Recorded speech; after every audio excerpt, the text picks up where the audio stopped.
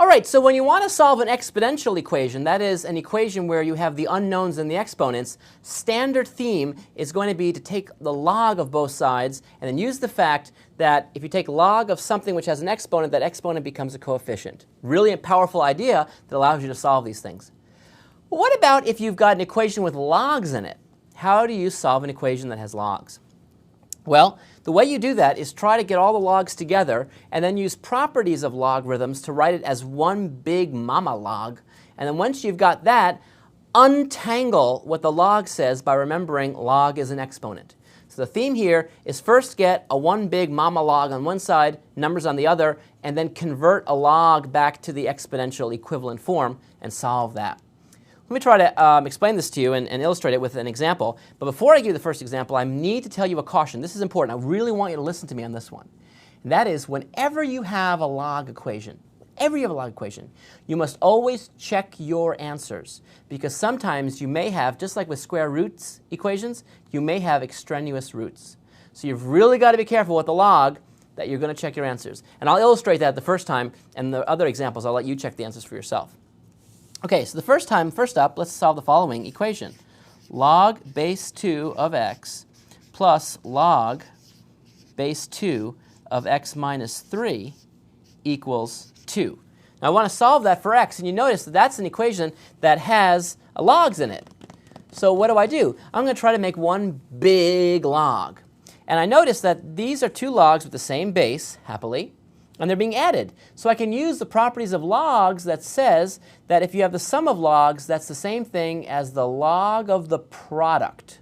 So in fact, this is identical to log base 2 of x times x minus 3 equals 2. Because this side is identical to this. I just use one of the fundamental properties of logarithms, log of a product, sum of the logs. Okay, well now I've got a big log here, so I just untangle by remembering my little mantra, log is the exponent. So 2 is the exponent. I have to raise 2 in order to get this. So what that says is that x times x minus 3 equals 2 raised to the exponent power. Well, that's just 4. So I've taken this log equation that looks really pretty daunting and converted it to this little teeny, gosh. Look at that equation. Look how easy that is, and it came from there. Piece of cake. All I do here is bring everything over. It's quadratic. And I solve. Can it factor? Let's see. X minus 4, x plus 1. Sure can. Great. So either x equals 4 or x equals minus 1. So I have my two answers. Neat. Do you see how I took that log, combined it into one big log, and then just untangled the log stuff, got an equation solved? But you must always remember to check your answers. Let's see what happens. So you go back to the original thing. Not this, not this, not this, not this, the original thing. Let's see what happens when we plug in. If I put in a 4 in here, so let's do a little check. Checks and balances right here. If I put a 4 in here, I see log base 2 of 4.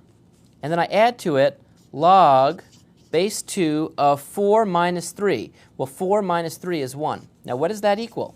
I hope it equals 2. Well, log base 2 of 4. This is the exponent I have to raise 2 to in order to get 4. Well, 2 squared is 4, so this number equals 2. What is log base 2 of 1? That's a standard one. What power do I have to raise 2 to in order to get 1? Well, 2 to the 0, so it's 0. And that equals 2, and that equals 2, and it checks. Great. What about this equation of minus 1? Well, here I have log base 2 of negative 1 plus log base 2 of negative 4.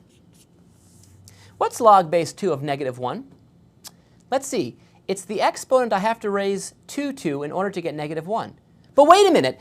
2 to any power at all will always be positive. We can't take logs of negatives. So in fact, this is impossible. Not only does it not equal 2, it doesn't equal anything. So in fact, this is an extraneous root. Do you see how important it is to check your answers? This only has one answer, namely x equals 4. Just like a square root, you can't take logs of negatives. So it's really important to check your answers.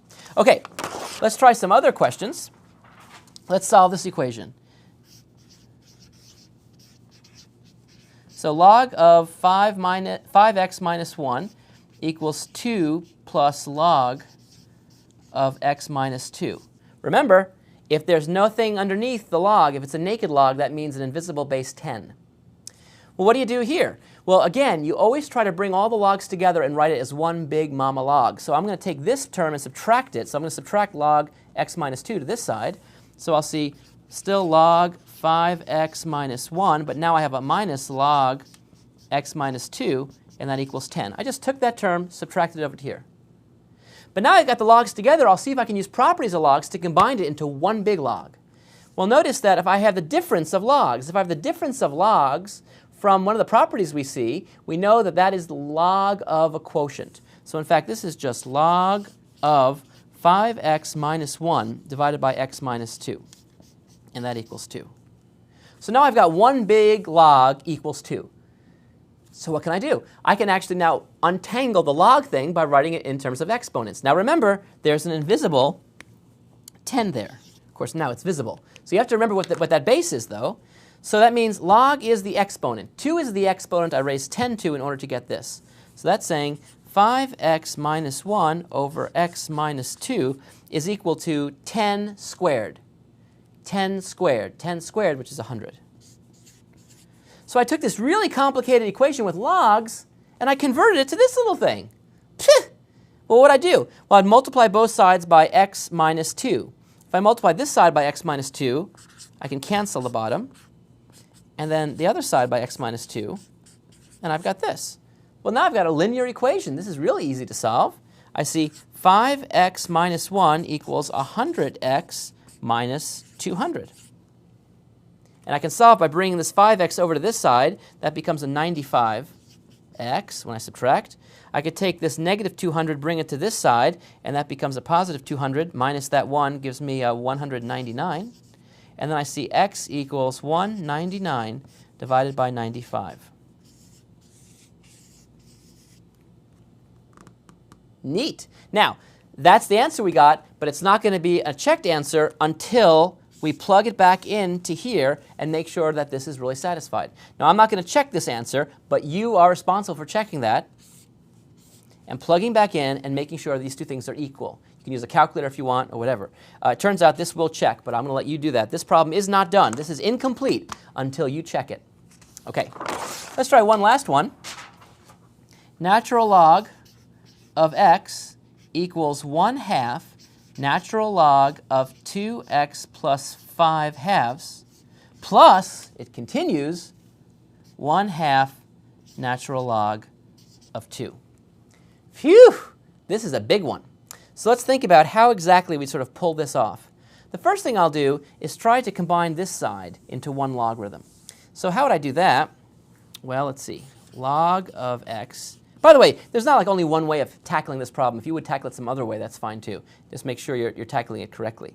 I could take these 1/2 and pull them on top as exponents. Coefficients can become exponents if there's a log between them. So I see log of 2x plus 5 halves all to the 1/2 power plus log of 2 to the 1/2 power. Well, now I see the sum of logs, so I can know that's actually the log of the product. So that's actually log of 2x plus 5 halves times 2. That's all to the 1/2 power. And that equals this log. Well, now I could actually do what? There's a variety of things I guess I could do. I guess I could subtract this log to this side if I wanted to. I'm going to do this in one step right now. Minus log of x, but then it becomes 0 on this side. So if I subtract both sides, I just get a 0 here. And then what do I notice? This is now the difference of two logs, so I can write it as the log of the quotient. So what I see here is 0 equals the log of a big quotient, where on the denominator I have the x. On the numerator I have this. But by the way, what's 1/2 exponent means? It means square root. So I have square root of, and if you distribute this, I would see 4x plus 5. So we're moving pretty fast here. We've got log x equals 1/2 log of that stuff plus 1/2 of log of 2. I combined these things into one log, and then I brought this log x over to this side. It became now a log of a quotient because the difference of natural logs is the natural log of a quotient. And this thing to the 1/2 power is the same thing as taking a square root. And I just distributed the 2 everywhere, and I got 4x plus 5. Well, there's still that pesky log in there, but remember that's log base e. So this is actually log base e here. And I can actually uncover this by figuring out what this says. Log is the exponent. So 0 is the exponent I have to raise e to in order to get this. What's e to the 0? What's anything to the 0? It's 1. So in fact, this thing in here equals 1. So I can actually take this awful mess that we have and convert it to the amazingly simple 4x plus 5 divided by x equals 1. So I went from this horrendous thing with 3 logs into one little thing like this. Multiply through by the x, I see square root 4x plus 5 equals x. I'd square both sides to solve. Remember, if you have a radical, a good technique is to square both sides.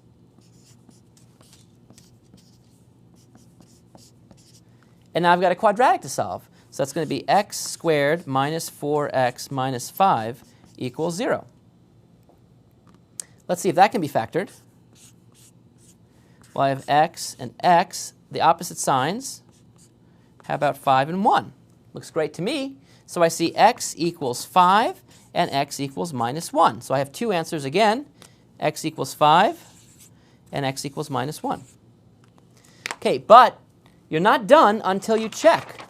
And you haven't checked until you're done. You see, it goes both ways. It's amazing. So here's the original question again. And the question is, well, is this a solution? Let's try it.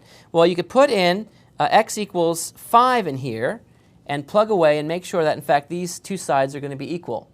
And I'll let you try that. What about when you let x be negative 1? Well, I run into a major problem right here, because I can't take the natural log of a negative. So in fact, this is an extraneous root right there. So that one's not going to be good. And I'll let you try and verify that x equals 5 is in fact a good answer. But remember, with a log, it's just like a square root. You ain't finished until you've checked. See you up next.